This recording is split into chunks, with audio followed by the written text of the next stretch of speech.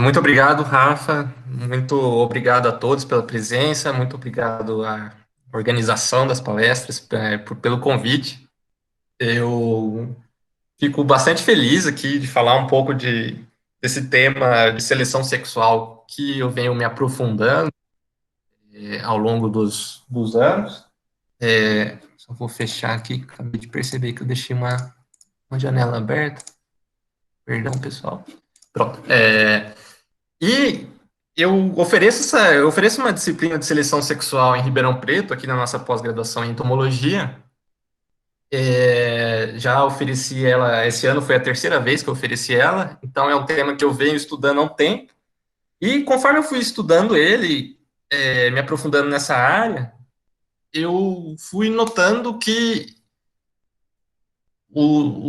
trabalhos muito importantes em seleção sexual se embasaram ou de uma forma considerável ou totalmente em insetos como modelos, né?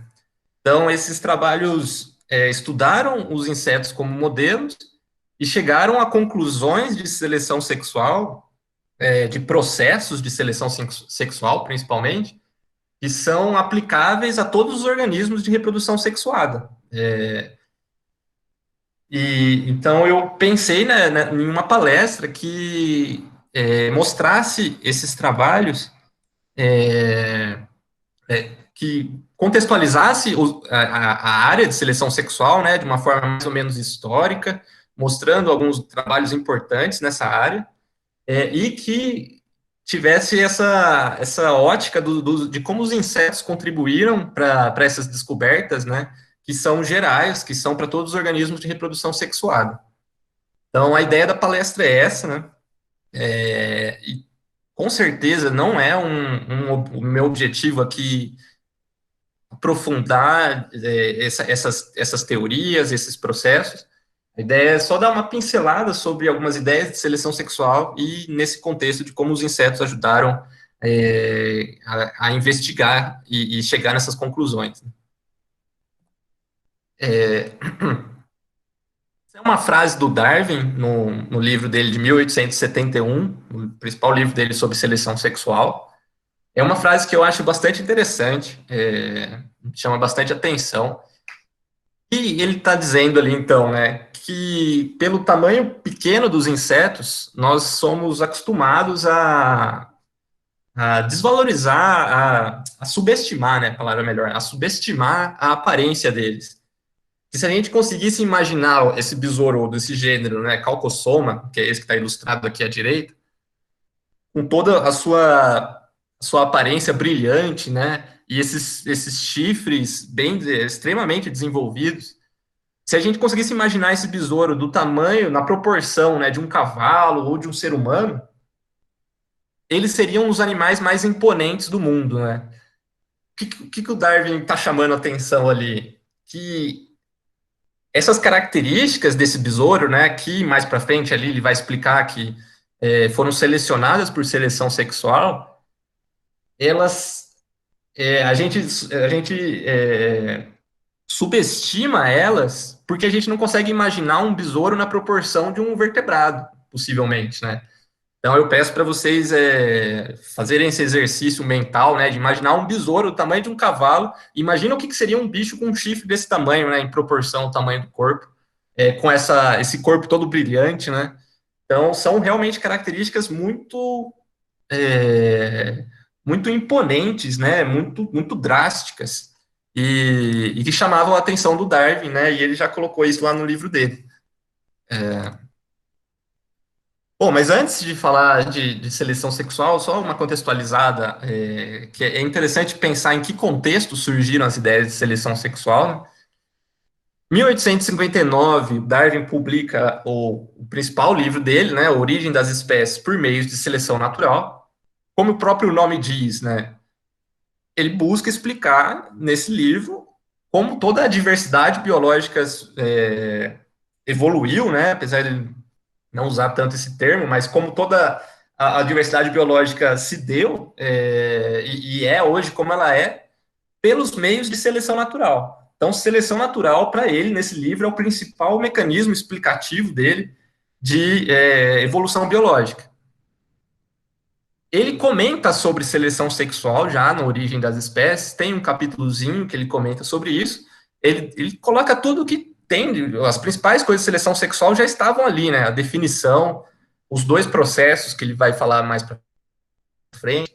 Ele comenta sobre tudo de forma rápida, só que ele ainda não se compromete em dizer qual extensão que a seleção sexual pode ter, e pelo todo o contexto do livro dele, ele deixa a seleção sexual bem em segundo plano, dizendo que a seleção natural é a principal responsável pela origem das espécies como a gente vê elas hoje, né? Então, em 1859 tem a publicação do Origem. Em 1860, o Darwin escreve uma carta para o seu amigo botânico Asa Gray, e nessa carta ele faz um comentário bastante interessante, que ele diz, então, né, que ele lembra quando a visão de um olho, né, como apreciar a estrutura complexa que é um olho, por exemplo, um olho de um mamífero, como que essa complexidade era difícil para ele explicar em termos de seleção natural agindo gradualmente, né? Mas que ele encontrou uma explicação satisfatória. Hoje ele está tranquilo com essa estrutura, né, e com a explicação dele, e que agora algumas outras estruturas deixam ele bastante desconfortáveis, como a pena de um pavão, a pena na cauda de um pavão. É, por que a pena na cauda do pavão deixa o Darwin desconfortável um ano depois dele escrever o principal livro que explicaria toda a diversidade biológica, né, dos organismos? Porque o Darwin atribuindo esse peso tão grande à seleção natural, era muito difícil dele explicar como é que uma estrutura que torna o pavão tão mais fácil de ser predado, né, avistado por predadores, como que ela pode existir numa população natural? Como é que a seleção natural com seu peso que o Darwin atribuía a ela não tinha eliminado esses pavões com essas caudas mais exuberantes, né? Ele tinha já a ideia, né, de que seleção sexual podia estar envolvida, mas ele ainda não estava confortável em assumir que seleção sexual tivesse um papel tão grande, né, a ponto de contrariar a seleção natural de uma forma tão drástica assim, né? Então, nessa década de 1860, é um dos picos de correspondência do Darwin. Ele começa a escrever para diversos correspondentes, amigos, às vezes autores de trabalhos, né? E começa a juntar evidências para tentar entender o quão geral é a seleção sexual também, né? E ali, então, quase 10 anos trocando muitas correspondências com diversos pesquisadores, essa mesma é um exemplo delas, diversas correspondências com o próprio Wallace. Ele, então, depois de 10 anos nessa investigação, ele publica o livro, que é o livro de 1871 dele, A Ancestralidade do Homem e Seleção Relacionada ao Sexo. Ele comenta ali, né, dessa questão da ancestralidade do homem na primeira parte do livro, mas a gente vai focar principalmente na segunda parte do livro, que é a seleção relacionada ao sexo, né, ou seleção sexual, que é então dividida em um pouco mais de 10 capítulos, como eu coloco aqui à direita. O primeiro deles, então, seria sobre princípios de seleção sexual, e o Darwin, né, assim como na Origem das Espécies, ele lista uma série de evidências em diferentes grupos de organismos, exatamente para insistir naquele ponto de que seleção sexual é um processo geral, sabe? Assim como seleção natural. Então, ele comenta aqui um capítulo sobre o que ele chama de lower classes, né, outro de insetos, lepidóptera, peixes, e por aí vai até outros grupos, né. E no fim, ele coloca então um sumário geral e uma conclusão. Eu fiz um gráfico com o número de páginas dedicadas, né, nesses capítulos de grupos, né, número de páginas dedicadas a cada um desses grupos, e a gente vê que insetos, então, seja o capítulo geral de insetos como o capítulo de Lepidóptera, são uma parte importante das evidências do Darwin na explicação da seleção sexual como um processo geral, né? Então, essa o primeiro o trabalho com uma contribuição importante que eu estou mencionando no título da palestra ali, né?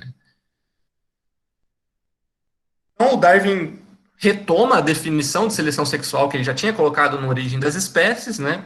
Que é a vantagem que alguns indivíduos têm sobre outros do mesmo sexo e da mesma espécie, exclusivamente em termos de reprodução. Qualquer outra vantagem que um organismo pode ter, ele atribui à seleção natural. Exclusivamente com relação à reprodução, é a seleção sexual que ele está comentando.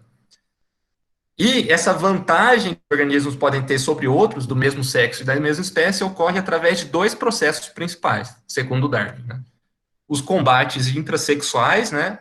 Os combates, então, Darwin notava que, na maioria dos casos, eram entre machos, que combatiam entre si para acessar as fêmeas, mas ele notava que, em alguns casos, existiam exceções.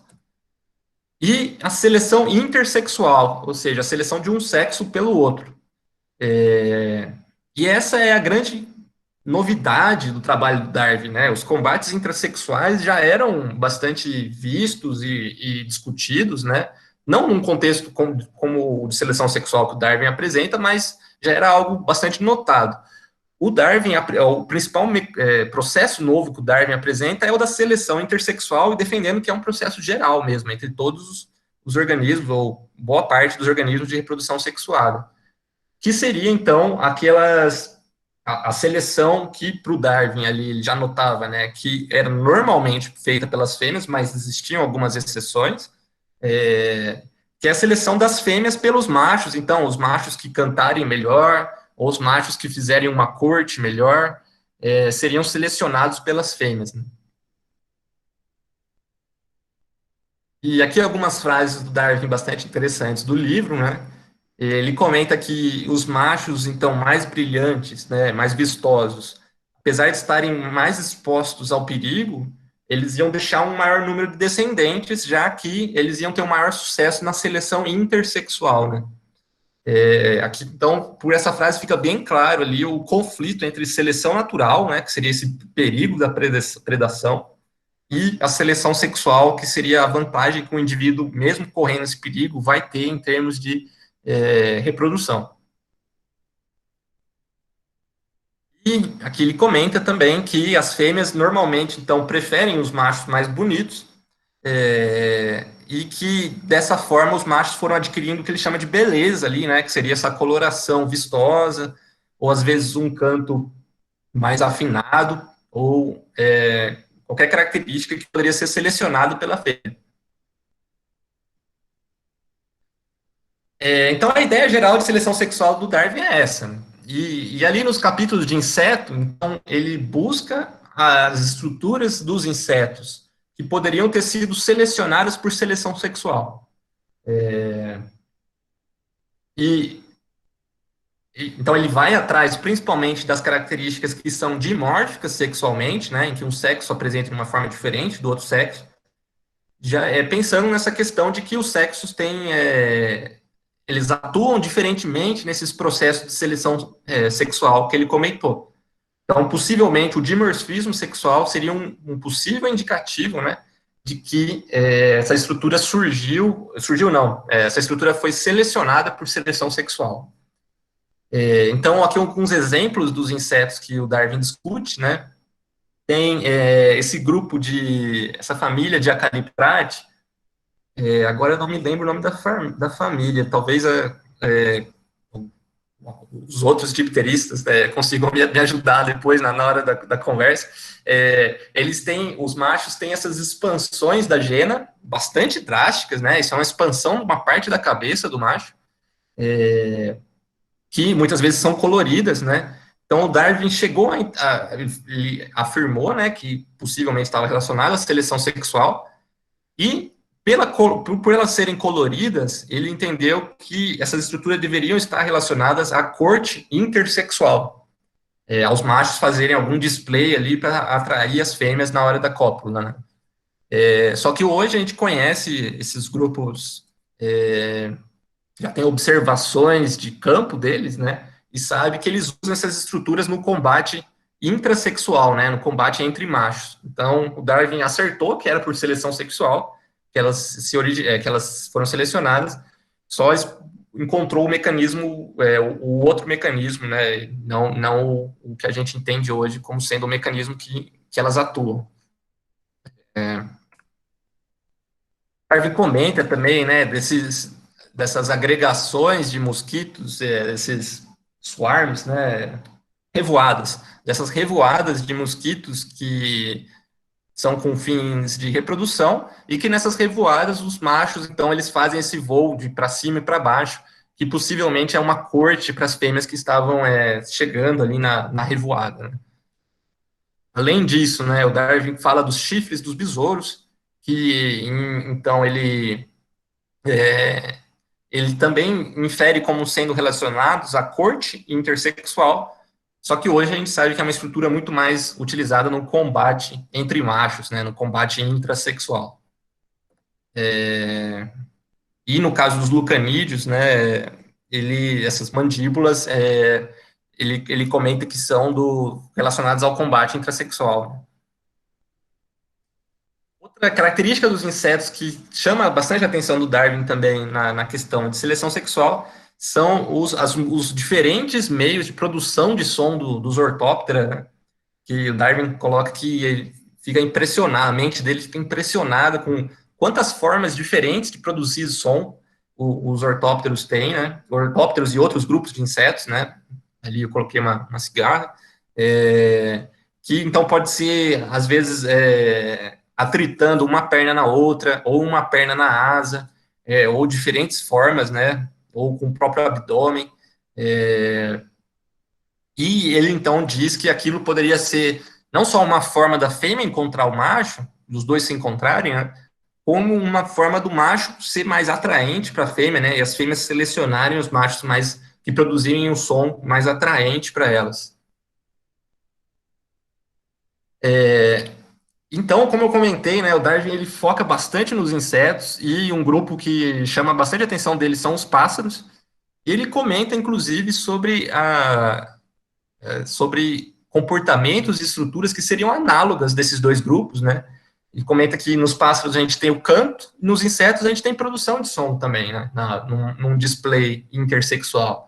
Nos pássaros a gente tem displays de plumagem e danças, né? E nos insetos também a gente encontra isso. E nos pássaros ele tem estruturas de combate intrasexual e nos insetos também a gente tem inúmeros exemplos de combate intrasexual. Né? Então, para o Darwin era realmente impressionante o quanto que essas estruturas eram análogas e notem, peço para a gente refletir no contexto, né, pessoal, porque um dos principais pontos do Darwin ali é a generalidade desses dois processos, né? E ali ele está encontrando evidências em grupos muito diferentes de que esses processos são bem diversos e ocorrem bastante. Né?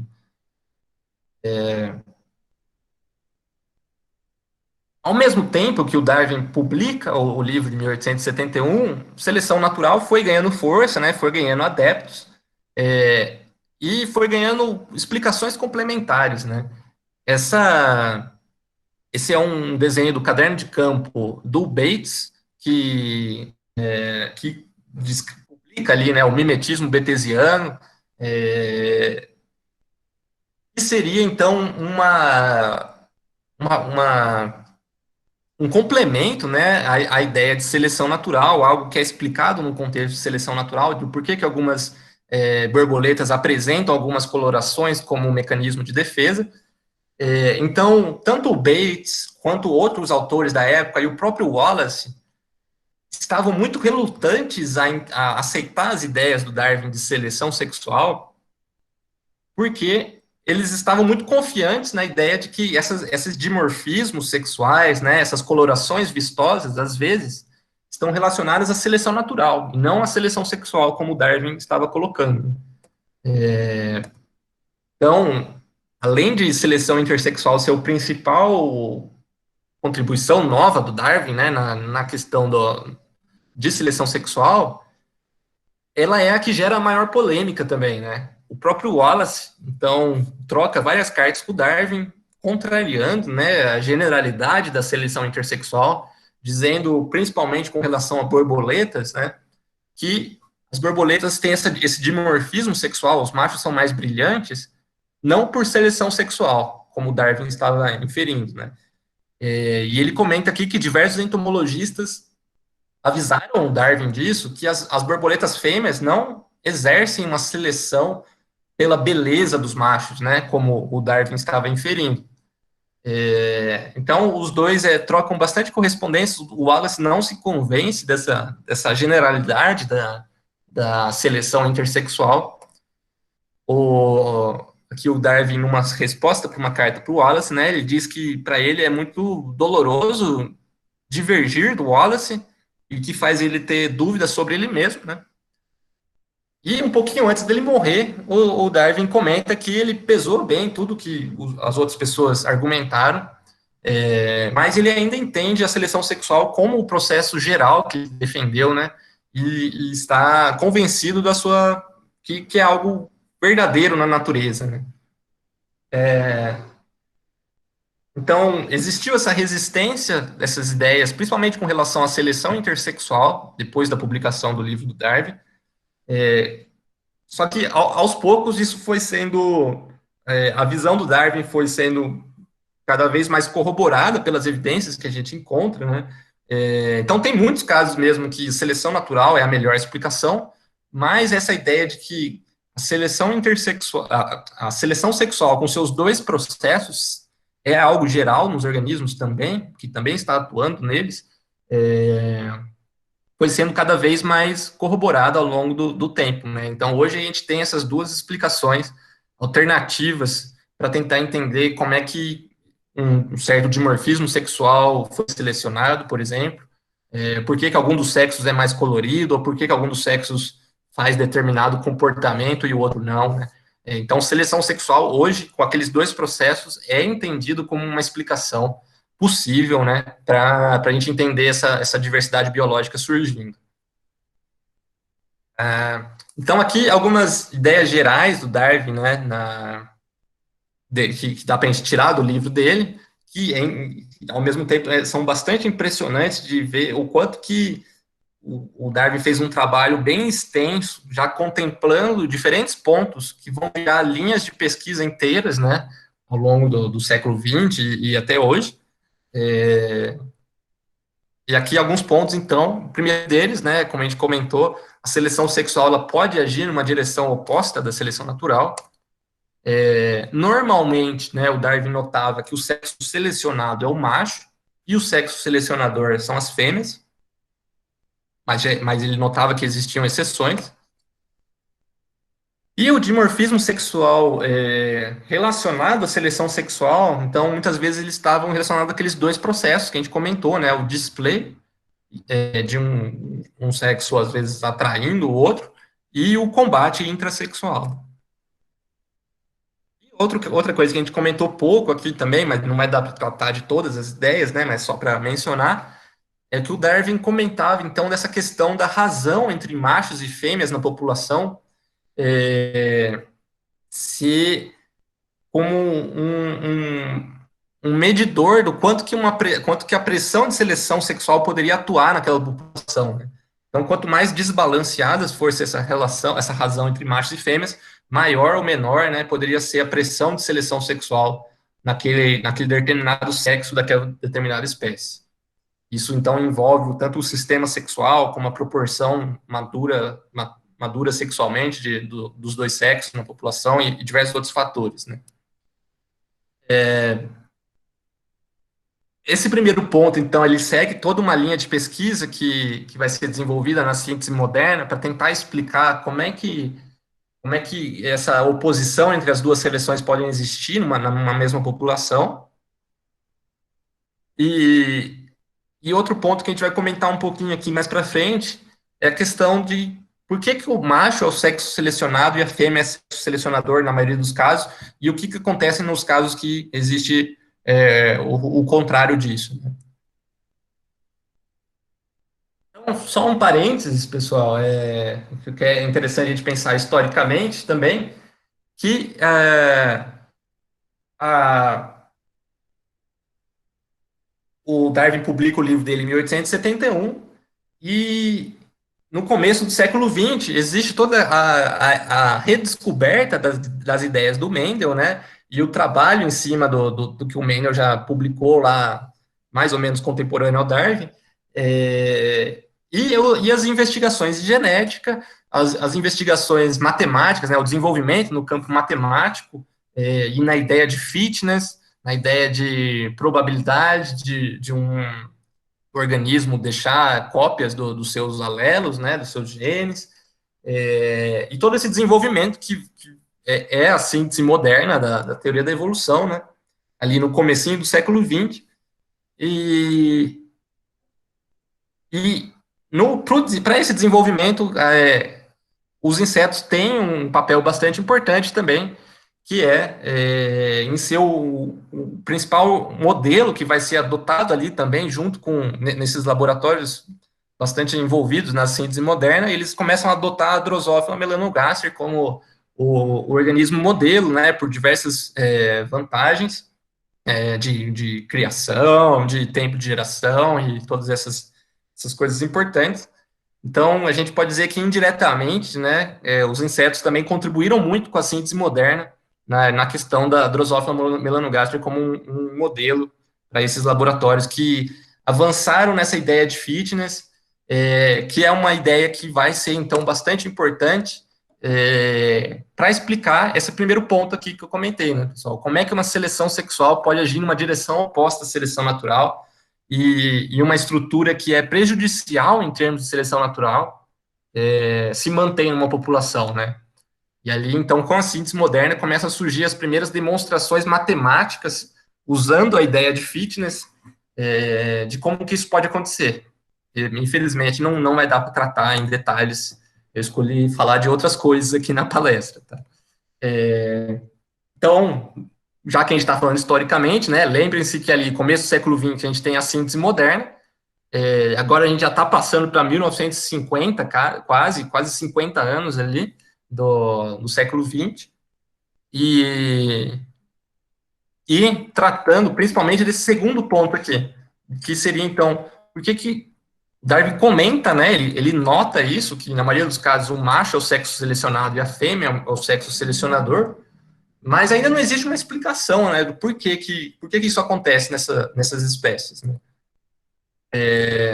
Então, o Bateman, em 1948, também usando o Drosophila como modelo, agora já é um organismo bastante usado nas pesquisas em evolução, ele demonstra que o sucesso reprodutivo do macho, em termos de quantidade de prole que vai deixar na próxima geração, é diretamente proporcional, praticamente, né, ao número de cópulas, ao número de parceiros que ele vai ter.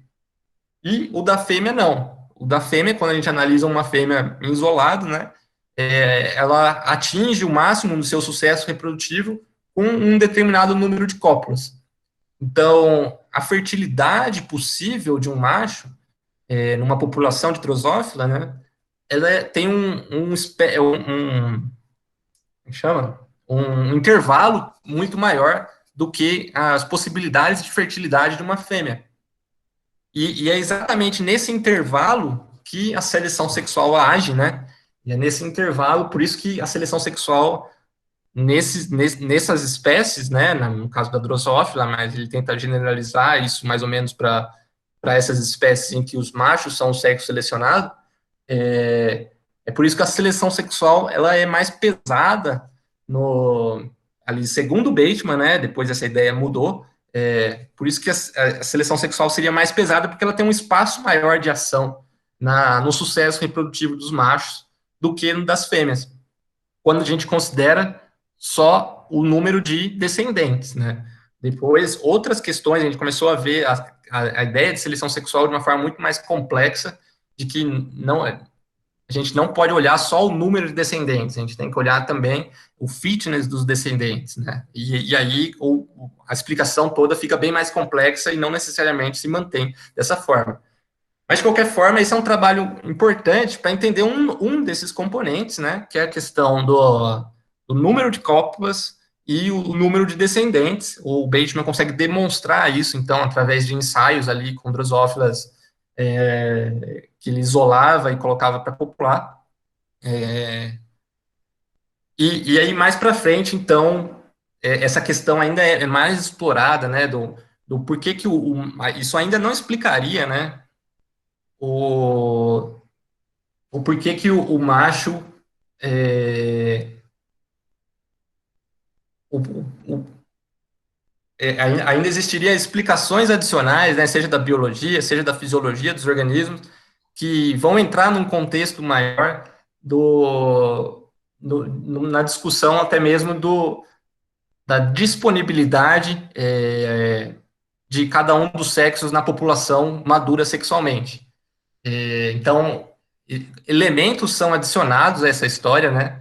E agora a gente entende que o sexo selecionado, a principal é, explicação para a gente entender o porquê que o sexo selecionado está sendo selecionado é porque ele está em maior quantidade na população madura sexualmente, né? Então, só para dizer que o Bateman teve esse trabalho importante em 1948, mas hoje a gente entende alguns outros fatores como sendo bastante decisivos para a gente, na verdade, os fundamentais para a gente entender qual que é o sexo selecionado e qual que é o selecionador.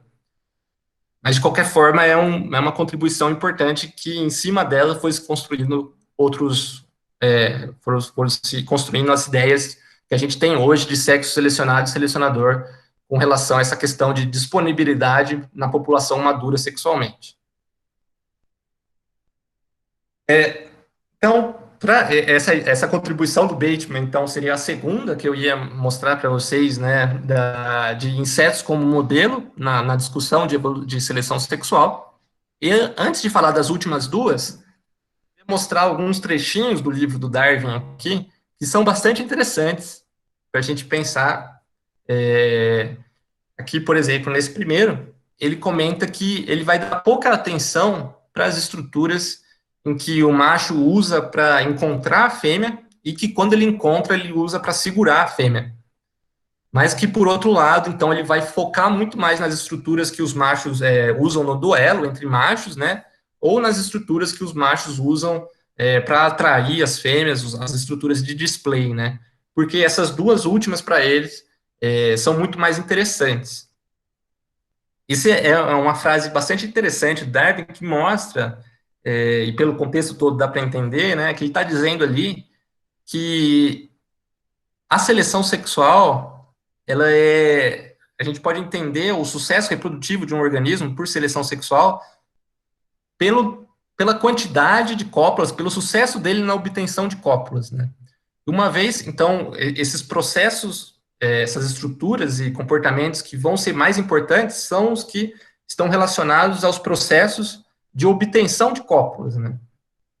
E que os processos que são utilizados ali, quando ele diz, né, da estrutura que o macho usa para segurar a fêmea, essas estruturas dos machos que são utilizadas durante e após a cópula, para o Darwin, não vão influenciar no sucesso reprodutivo dos organismos, né? Então, por isso que ele não vai focar nessas estruturas. Só que, ao mesmo tempo, ele comenta aqui também, né, que essas estruturas que os machos usam para segurar as fêmeas, elas são extremamente diversas. E isso parece meio que um paradoxo, né?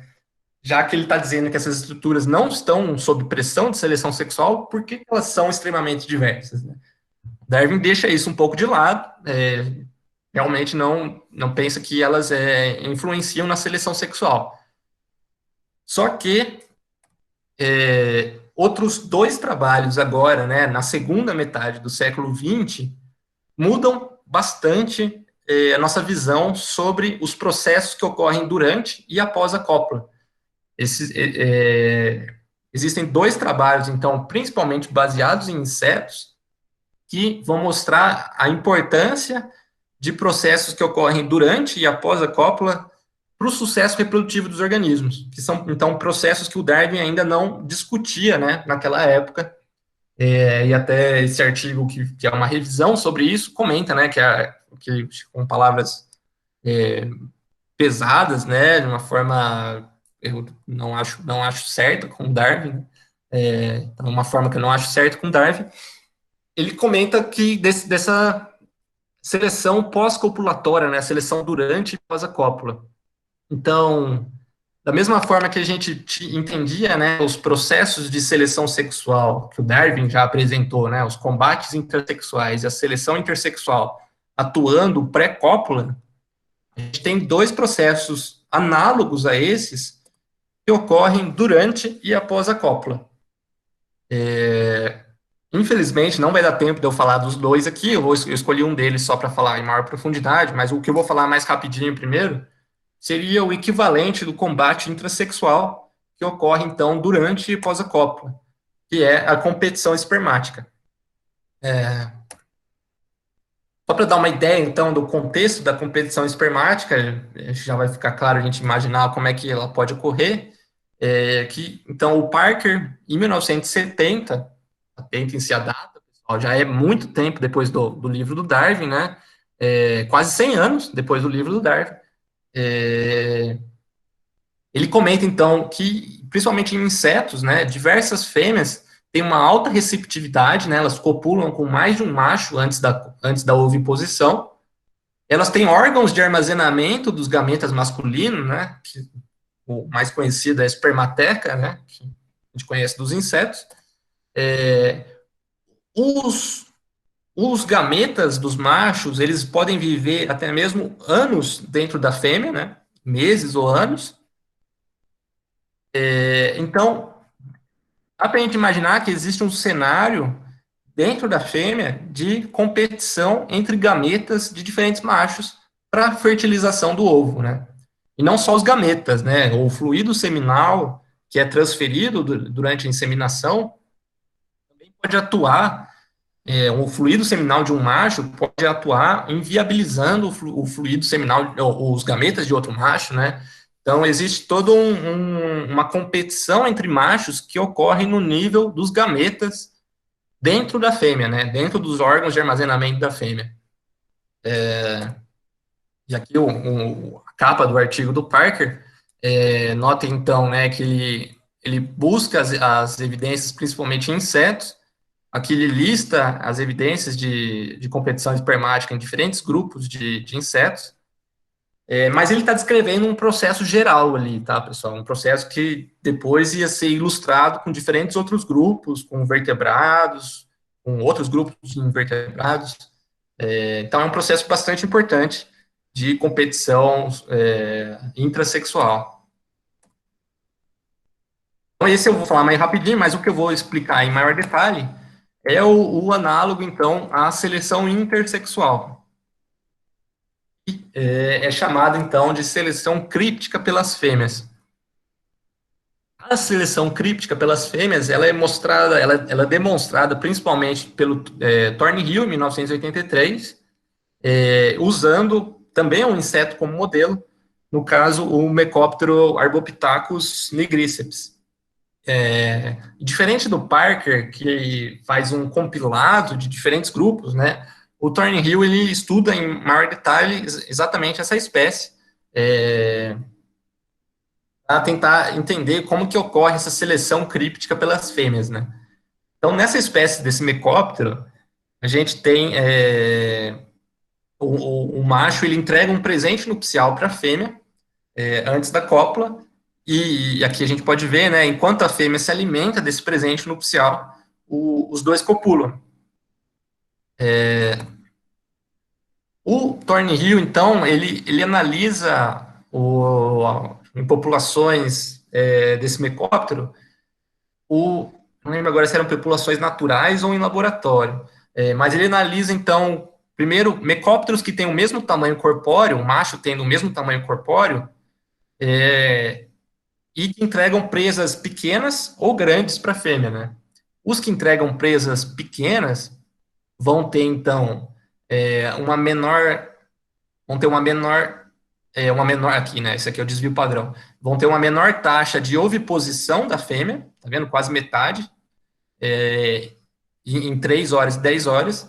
Vão ter um menor número de ovos depositados e a duração da cópula, né, que é algo que está diretamente relacionado à transferência de gametas daquele macho, vai ser menor quando o macho entrega uma presa menor para a fêmea. Então, Da mesma forma, se a gente controla agora pelo tamanho da presa, né, quando os machos entregam uma presa do mesmo tamanho para a fêmea, um macho menor, comparado com um macho maior, ele vai ter, então, uma menor taxa de oviposição em 3 e 10 horas, e vai ter um menor número de ovos depositados por aquela fêmea, e um menor, aqui praticamente deu a mesma duração de cópula, né? Mas a quantidade de ovos depositados foi bem menor para o macho menor, né? Então, isso é o que o Thornhill está chamando de seleção críptica pelas fêmeas, né? As fêmeas, no controle dos processos reprodutivos, elas conseguem controlar a taxa de oviposição, né? E a duração da cópula. Então, através desses dois processos, elas conseguem enviesar a paternidade dos machos que vão ser os pais da prole dela. Então, seja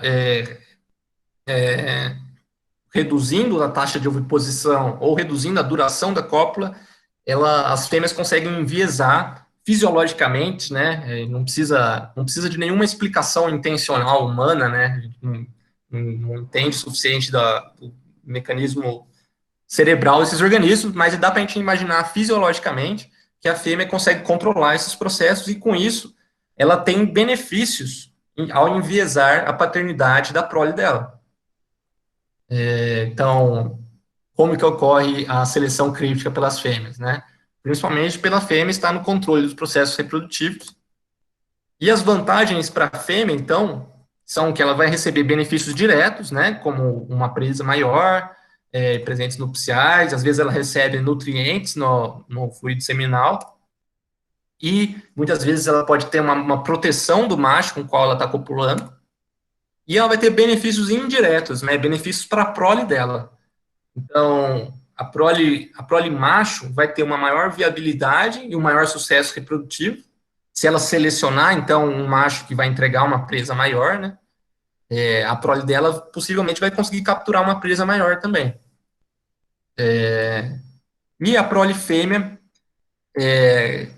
pode ter uma maior viabilidade, uma maior fertilidade, né? Porque agora essa prole fêmea, ela vai carregar parte do genótipo daquele macho maior e parte do genótipo daquele macho que entregou a maior presa para ela, né? Então, isso poderia ser consequências de um melhor fitness daquele macho que seria transferido para a prole, né? Então, depois do artigo do Thornhill, tem esse campo da seleção críptica pelas fêmeas foi bastante ele cresceu bastante, né? Hoje a gente tem ideia de diversos processos pelos quais a fêmea consegue enviesar a paternidade dos machos por processos que ocorrem durante e pós a cópula. E aqui o Eberhard ele lista, então, diversos meios por quais as fêmeas podem enviesar essa paternidade, né, através dos seus processos fisiológicos. E só para ilustrar, né, pessoal, para a gente entender o tanto de coisa que pode acontecer de uma forma bem superficial, assim, né, até a fêmea ter o gameta fecundado. Então, o gameta do macho, ele precisa, a inseminação precisa ocorrer, né, não só a cópula já basta, né, a inseminação tem que ocorrer, tem que ser bem sucedida. Uma vez que os gametas do macho estiverem dentro da câmara genital da fêmea, eles têm que ser conduzidos dentro da fêmea até a espermateca. Dentro da espermateca, eles vão, às vezes, passar semanas, ou, dependendo do caso, até anos, né? Então, eles têm que ser nutridos para que aquele gameta sobreviva, né? E para que esse gameta seja, de fato, o pai da prole daquela fêmea, ele tem que ser acionado da espermateca de volta para a câmara genital no momento da oviposição da fêmea, né? Então, tem diversos processos dentro da fêmea pelos quais a fêmea, no controle dos processos reprodutivos, pode enviesar a paternidade dos gametas que vão fecundar os seus ovos. Então, hoje a gente entende que a seleção sexual, ela a gente vê esses dois processos que eu comentei agora rapidinho para vocês como complementares aos processos que o Darwin descreveu. Então, os processos que o Darwin descreveu seriam a corte e o display, né, e os combates intrasexuais, aqueles processos pré-cópula. E hoje a gente sabe da importância também dos processos que ocorrem durante e após a cópula, que são principalmente a competição espermática e a seleção críptica pelas fêmeas. Então, as ideias do Darwin foram complementadas, né, ao a gente perceber a generalidade desses outros dois processos também. E então, hoje a gente entende que a gente não mede mais sucesso reprodutivo só pela quantidade de cópulas de um organismo, né? Porque ela não necessariamente implica em fertilização do ovo. E que faz sentido a gente pensar que a competição é por gametas, e não por quantidade de acasalamento. Então, dá para a gente ver, né, pessoal, que esses quatro trabalhos que eu mencionei são totalmente, ou em boa parte, baseados em insetos, e por diversas características, né? Acho que não cabe estender aqui, se quiser na conversa a gente pode falar, né? Por quê? Mas por diversas características, os insetos são evidências muito acessíveis e muito interessantes desses processos gerais de seleção sexual que a gente pode investigar em outros grupos também, e como foi investigado, a gente pode descobrir que são realmente gerais em todos os grupos em boa parte dos grupos de reprodução sexuada. E é isso, pessoal. Muito obrigado pela atenção.